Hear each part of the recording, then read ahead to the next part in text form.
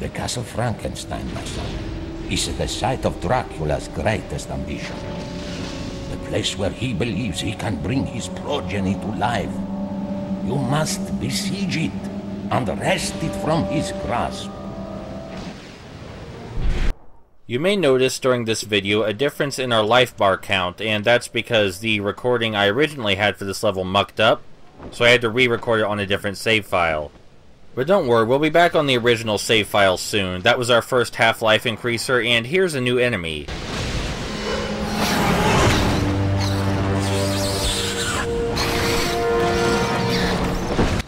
The best way to deal with these bat enemies is to stay really far the hell away from them, because they are very fast, and it's hard to dodge their charge attacks in time, unless you give yourself ample room.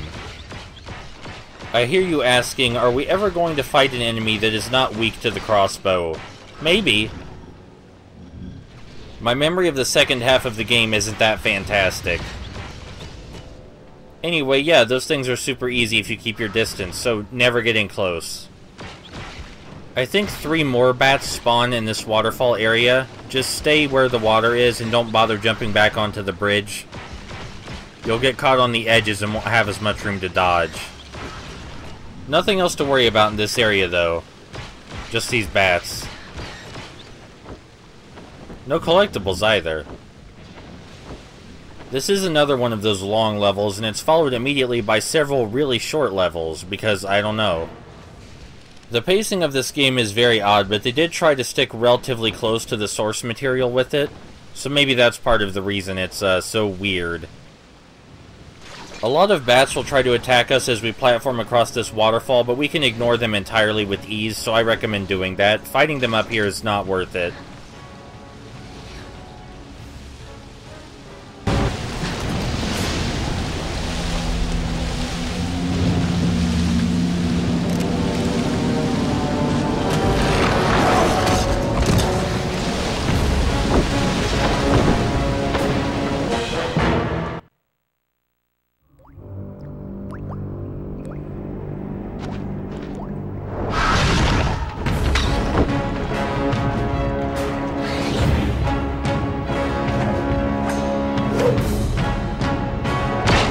We now have the swords, which is our second melee option, and it's the best way to deal with these bat creatures at close range, because the game does insist that you eventually fight them at close range.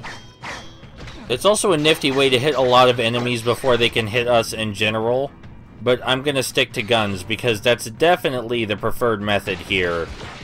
I mean, the idea is to get hit as little as possible, right? The layout of this cave makes it very difficult to dodge properly. Sometimes when you grapple onto flying enemies, Van Helsing leaps onto their back and shoots them in the back of the head. I'm not sure what does or doesn't trigger this. There's another enemy that makes its debut in this level that the swords are also very useful for. But there are also way better ways to deal with said enemy every time you encounter them, so we're not really going to be making use of the swords for that purpose. This is a level where you get to watch me get knocked around like an idiot because I just cannot time my dodges properly with these bats. I always want to dodge immediately after I strike, which is not how you're supposed to do it. And at close range you don't have very much time either. Just like the assault on Castle Frankenstein last time, this level is only so long because of the sheer multitude of enemies they throw at you, most of which can be avoided. These black shadowy bats cannot be grappled, but as far as I can tell, that's the only difference between them and the normal ones. Alright, looks like we're finally done with the cave, and most of our health bar is intact in spite of me getting my ass kicked. Nope, this is the wrong way, me.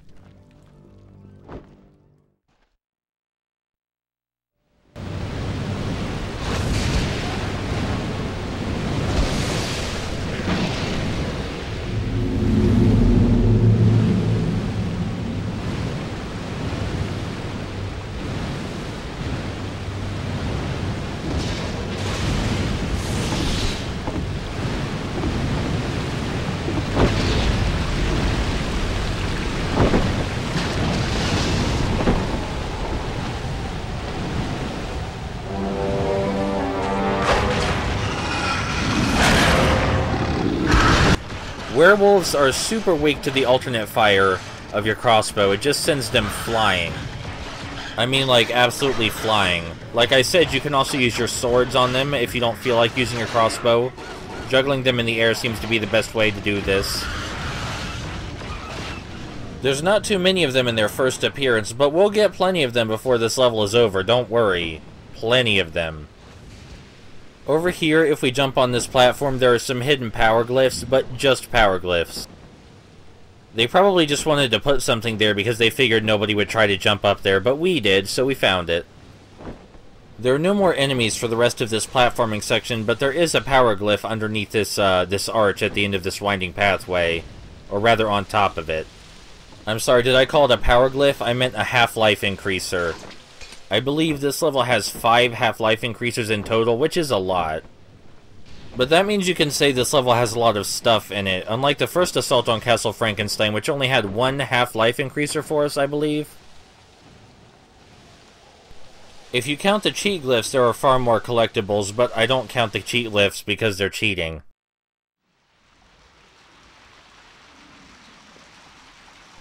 This room has a whole bunch of werewolves in it, but there is something in the environment to help us deal with them. It's this stone circle over here to the left. If we stay inside it, they'll have a much harder time charging at us.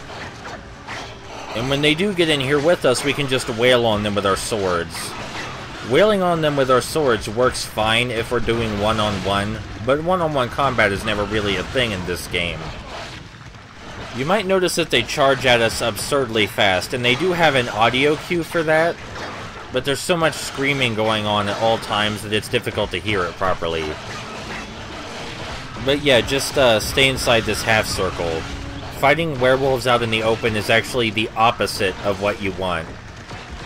I don't know if the werewolves are as hard as the little hell demons that stunlock you, but they're pretty high up there. And there's always so damn many of them, Jesus. Like I said, we're going to be seeing plenty of them before this stage is over. Alright, we're finally done here. Let me get my hat.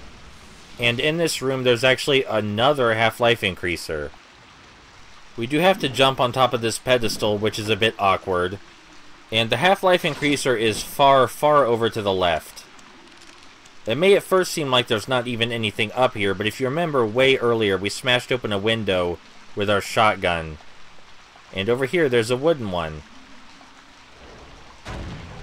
There we go. On this save file, our health bar is a little bit smaller, but we'll still manage.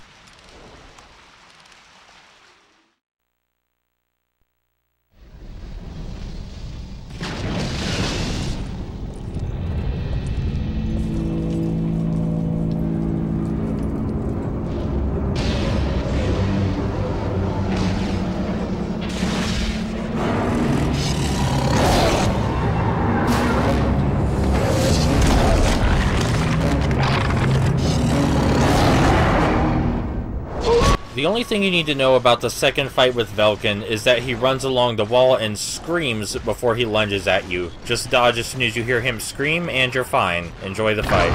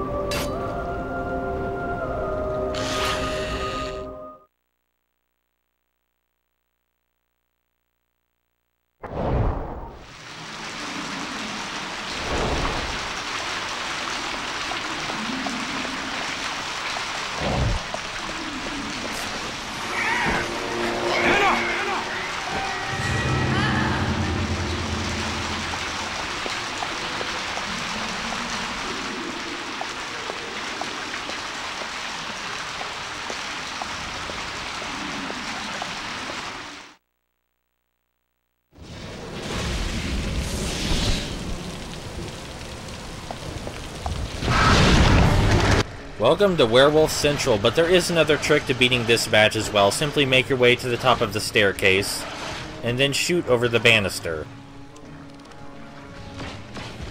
Now, you can jump on the banister, which is what I'm trying to do here, to get a better shot, and the werewolves will never touch you.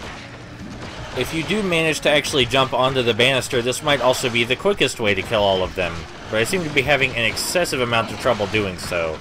There is one more group of werewolves, but they're right next to the exit to the boss, so I usually just bolt straight for that because I can.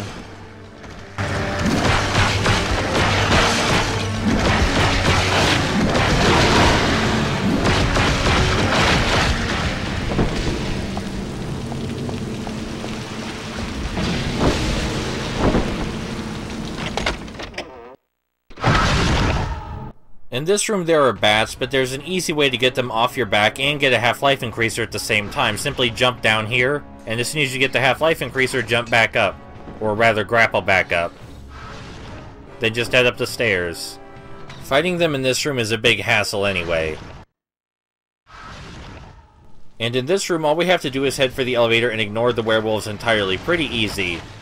Oh, our hat. No. No, our hat.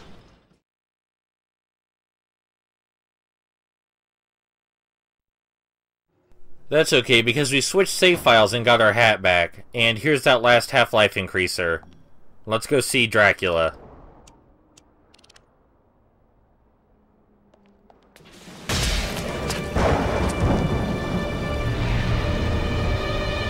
Looking for someone? Let her go. Tell me where the Frankenstein monster hides, and we have a deal. Tell me, or say goodbye to your little princess. I gave my word I'd protect him. Oh yes, we all know how famous you are for protecting your friend. Dracula this time is a lot like he was last time, but he has two new attacks. He can summon groups of homing missiles at us, not like the ones that come down on our head, but whole groups of them. Those can be jumped over if you time yourself very carefully. And he also summons electric logs, I guess you could call it, that roll across the ground at you. Let's just call them shockwaves. Those can be jumped over as well, but they move rather fast, and Dracula spends most of the fight off the screen, much to my pain. Even if his attacks do have audio cues, which I'm unsure if they do, it's very difficult to hear them over your own shots. And you can't see Dracula before he's about to fire, so it's kind of painful. If you do try to get to the other side of the screen where Dracula is, then you will take far more damage because you're way closer to his attacks.